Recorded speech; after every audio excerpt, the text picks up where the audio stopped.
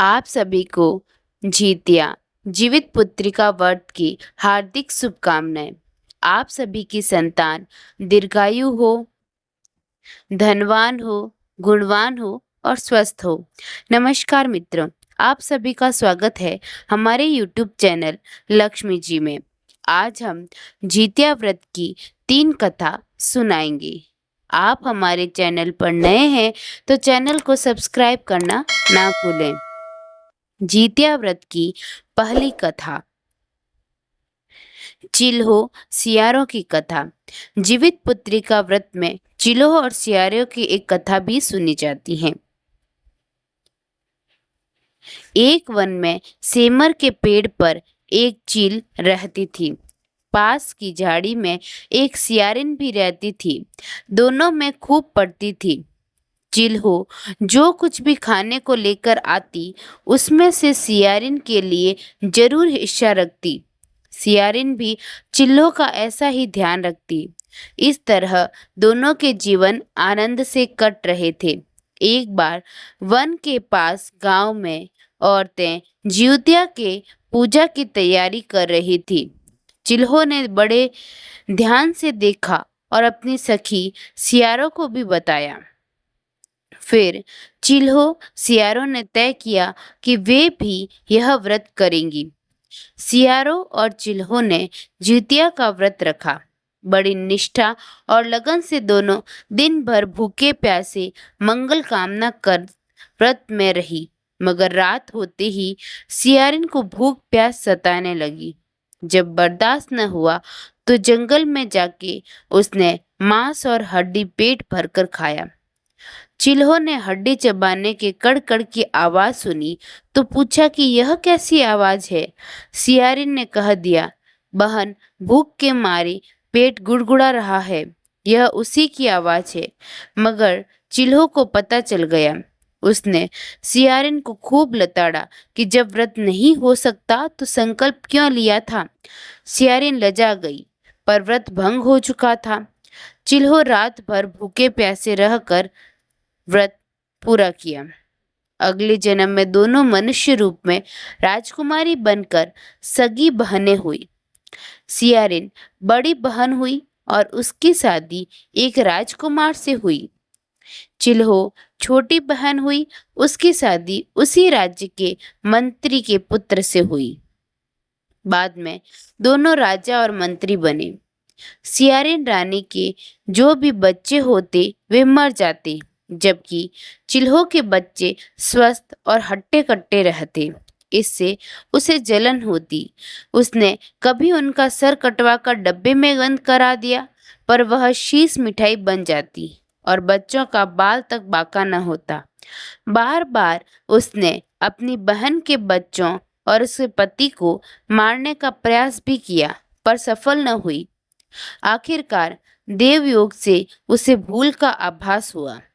उसने क्षमा मांगी और बहन के बताने पर जीवित पुत्री का व्रत विधि विधान से किया तो उसके भी पुत्र जीवित रहे। जीवित पुत्रिका की दूसरी कहानी। गंधर्वों के राजकुमार का नाम जिमुतवाहन था। वे बड़े उदार और परोपकारी थे। जिमुतवाहन के पिता ने वृद्धावस्था में वानप्रस्थ आश्रम में जाते समय इनको राज सिंहासन पर बिठाया, किंतु इनका मन राजपाट में नहीं लगता था। वह राज्य का भार अपने भाइयों पर छोड़कर स्वयं वन में पिता की सेवा करने चले गए। वन में ही जिमुतवाहन को मलयवती नामक राजकन्या से भेंट हुई और दोनों में प्रेम हो गया। एक दिन जब वन में भ्रमण करते हुए जिमुतवाहन काफी आगे चले गए, तब उन्हें एक वृद्धा विलाप करते हुए दिखी। पूछने पर वृद्धा ने रोते हुए बताया, मैं नागवंश की स्त्री हूँ। मुझे एक ही पुत्र है। पक्षीराज गरुड़ के कोप से मुक्ति दिलाने के लिए नागों ने यह व्यवस्था की है। वे गरुड़ को प्रतिदिन भक्षण हेतु एक युवा नाग सौंपते हैं। आज मेरे पुत्र शंखचूड़ की बलि की दिन है।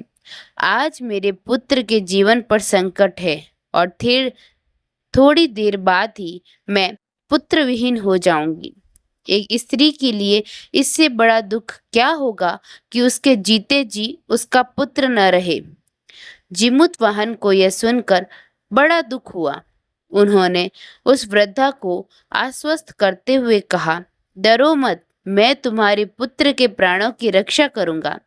आज उसके स्थान पर स्वयं मैं अपने आप को उसके लाल कपड़े में ढककर वधशिला पर लेटूंगा, ताकि गरुड़ मुझे खा जाए पर तुम्हारा पुत्र बच जाए। इतना कहकर जिमुतवाहन ने शंखचूड़ के हाथ से लाल कपड़ा ले लिया और वे उसे लपेटकर गरुड़ को बलि देने के लिए चुनी गई वध्यशिला पर लेट गए। नियत समय पर गरुड़ बड़े वेग से आए और वे लाल कपड़े में ढके जिमुतवाहन को पंजे में दबोच कर पहाड़ के शिखर पर जाकर बैठ गए। गरुड़ ने अपनी कठोर चोंच का प्रहार किया और जिमुतवाहन के शरीर से मांस का बड़ा हिस्सा नोच लिया। उसकी पीड़ा से जिमुतवाहन की आंखों से आंसू बह निकले और वह दर्द से कहराने लगा।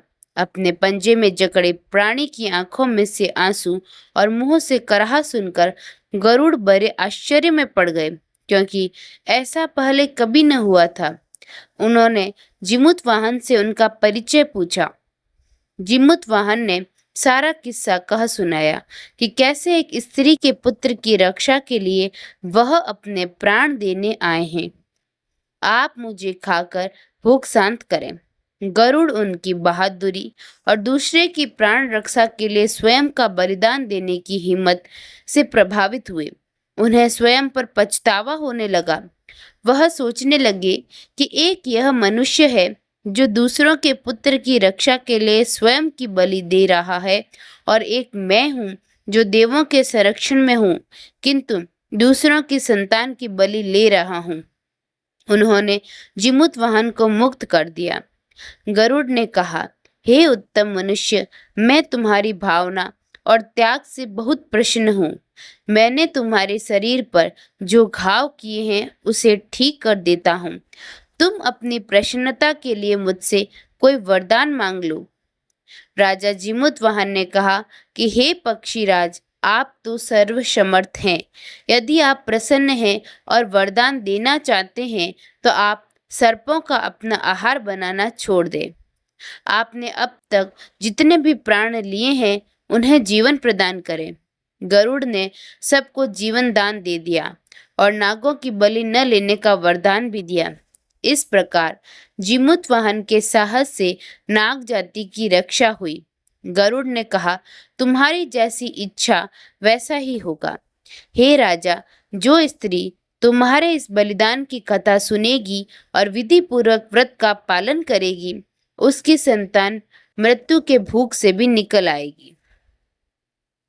तब से ही पुत्र की रक्षा हेतु जिमुतवाहन की पूजा की प्रथा शुरू हो गई।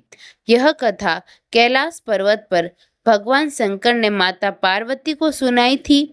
जीवित पुत्रिका के दिन भगवान श्री गणेश, माता पार्वती और शिवजी की पूजा एवं ध्यान के बाद व्रत कथा भी सुननी चाहिए। तीसरी कथा, भगवान श्री कृष्ण की कथा। यह कथा महाभारत काल से जुड़ी हुई है। महाभारत युद्ध के बाद अपने पिता की मृत्यु के बाद अश्वत्थामा बहुत ही नाराज था और उसके अंदर बदले की आग तीव्र थी, जिस कारण उसने पांडवों के शिविर में घुसकर सोते हुए 5 लोगों को पांडव समझकर मार डाला था। लेकिन वे सभी द्रौपदी की 5 संतानें थीं।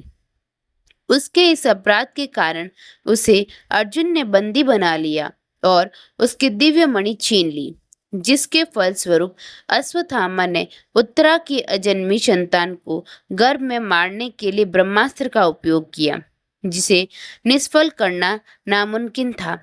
उत्तरा की संतान का जन्म लेना आवश्यक थी, जिस कारण भगवान श्री कृष्ण ने अपने सभी पुण्यों का फल उत्तरा की अजन्मी संतान को देकर उसको गर्भ में ही पुनः जीवित किया। गर्भ में मरकर जीवित होने के कारण उसका नाम जीवित पुत्रिका पड़ा और आगे जाकर यही राजा परीक्षित बना। तब से ही इस व्रत को किया जाता है। जीतिया माता की जय। जिमुत वाहन भगवान की जय। आप हमारे चैनल पर नए हैं तो चैनल को सब्सक्राइब कीजिए। आपको यह जानकारी कैसी लगी कमेंट करके जरूर बताएं। जो भी यह व्रत करता है उनके साथ वीडियो शेयर करना ना भूलें। धन्यवाद।